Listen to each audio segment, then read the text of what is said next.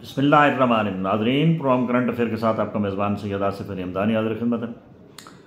नाज़रीन, वफाकी आइनी अदालत ने बाकायदा तौर पे जो है वो अपने काम का आगाज़ कर दिया है। आज पहले केस के अंदर बाकायदा तौर पे डायरेक्शन दी गई है और ये डायरेक्शन जो है दो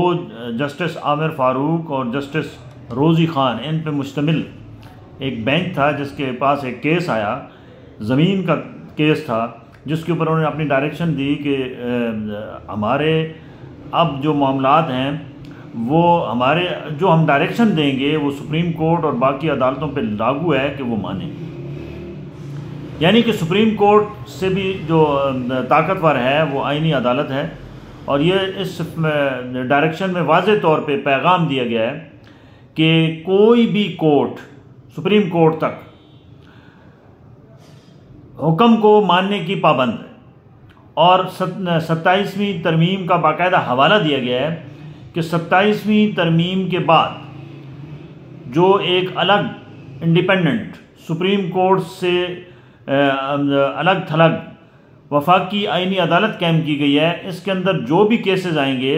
उनके जो फैसले होंगे या जो डायरेक्शन दी जाएगी उसका इतलाक सुप्रीम कोर्ट, तमाम हाई कोर्ट्स और लोअर कोर्ट्स के ऊपर लागू है। और कोई कोर्ट भी अगर हुक्म अदूली करेगी तो उसके ख़िलाफ़ जो है वो तौहीन अदालत का उसको ज़ुमरे में तस्लीम किया जाएगा। अब पहले तो क्योंकि पाकिस्तान में सिर्फ सुप्रीम कोर्ट थी सबसे बड़ी अदालत, जिसके अंदर लोग जाते थे और कहते थे कि जी सुप्रीम कोर्ट से हमें इंसाफ मिलेगा। अब सुप्रीम कोर्ट के फ़ैसले को, इसका मतलब है कि आप सुप्रीम कोर्ट अगर कोई फ़ैसला करती है तो उसको आप वफाकी आइनी अदालत में चैलेंज कर सकते हैं और वफाकी आइनी अदालत को ये इख्तियार हासिल है कि वो सुप्रीम कोर्ट के फ़ैसले के ऊपर नज़रसानी भी करे और उसके बरक्स फ़ैसला भी दे। तो इसका मतलब है कि अब आवाम को दो फोरम मिल गए हैं, यानी एक तो सुप्रीम कोर्ट, अगर सुप्रीम कोर्ट में आपकी सुनवाई नहीं होती और आपके हक़ में फ़ैसला नहीं आता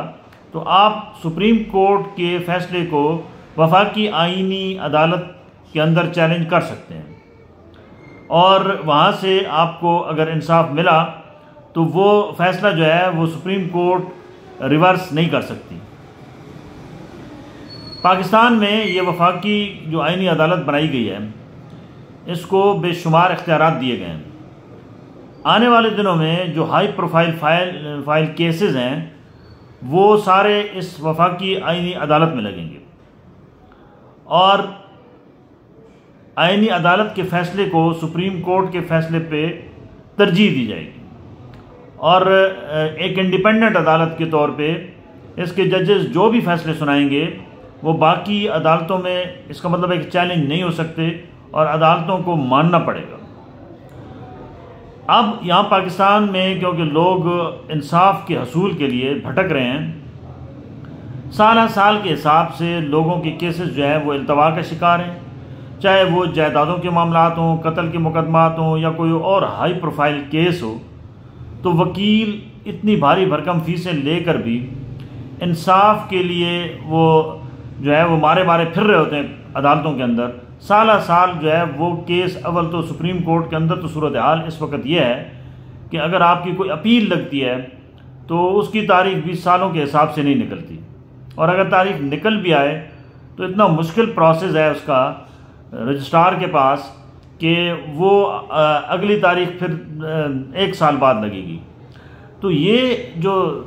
डिले ऑफ जस्टिस है इसी ने हमारा बेड़ा गर्क कर रखा है। अगर मुजरिमों को और हाई प्रोफाइल केसेस के अंदर जो लोग मुलव्वस होते हैं उनको सख्त सज़ाएँ दी जाती तो शायद आज पाकिस्तान का अदालती निज़ाम जो है वो इस कदर कमज़ोर ना होता। अब आपने किसी से अपना हक़ लेना हो तो उसको अगर आपको वैसे हक़ अदालतों के ज़रिए मिलना बहुत मुश्किल है, क्योंकि वो क्या करेगा। अगर आपका बिलफर्ज किसी के साथ लेन देन है, वो आपकी ज़मीन हड़प कर चुका है, वो आपके पैसे हड़प कर चुका है, तो उसकी पूरी कोशिश होगी कि आप उसको अदालत ले जाएं, क्योंकि उसको पता है कि अदालती सिस्टम के अंदर मैं 4-5 साल इसको जलील भी करूँगा और एंड पे मैं कहूँगा कि हम डिफ़ॉल्ट हो चुके हैं, लिहाजा जनाब हम कोई इसको पैसे जो है वो थोड़े थोड़े किस्तों में दे देंगे। इस तरीके से वो जो उसने करोड़ों रुपए नौसरबाज ने या फ्राडिया ने खाए हैं, वो शुक्र कर रहा होता है कि हम कोर्ट का आसरा लें और वो वहाँ हमें जलील करे और वो अपनी मर्ज़ी से हमारी जमा पूंजी जो है वो साल दबा के रखे। अगर ये ऐसा फ़ैसला हो जाता या वफाकी आईनी अदालत ये फ़ैसला कर ले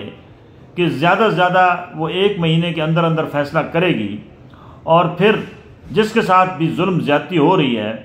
उसका अगर जो भी हक बनता है उसको एट द स्पॉट देगी, तो फिर तो इस वफाकी आईनी अदालत का जो है वो कोई फ़ायदा नज़र आएगा। बसूरत दीगर अगर आम जैसे बाकी अदालतों के अंदर रवायती मामलात चल रहे हैं ऐसे चलते रहे तो फिर इस अदालत का भी कोई अवाम को यहाँ इंसाफ मिलने की तवक्को नहीं।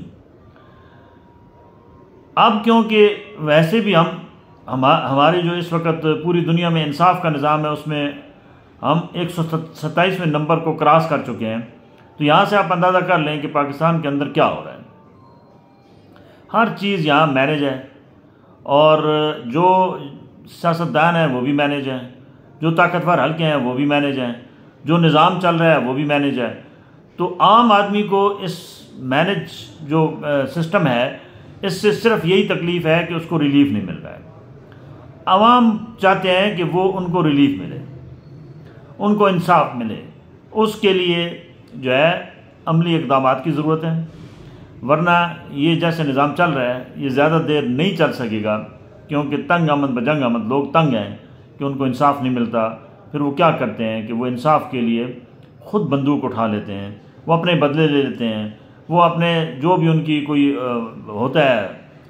मुकदमा वो उसका ख़ुद निमट लेते हैं। उनको पता है कि हमें इंसाफ इस तरीके से अदालतों के ज़रिए नहीं मिलना है जिसके लिए वो साल जो है वो रगड़ा खा रहे होते हैं। बहुत शुक्रिया।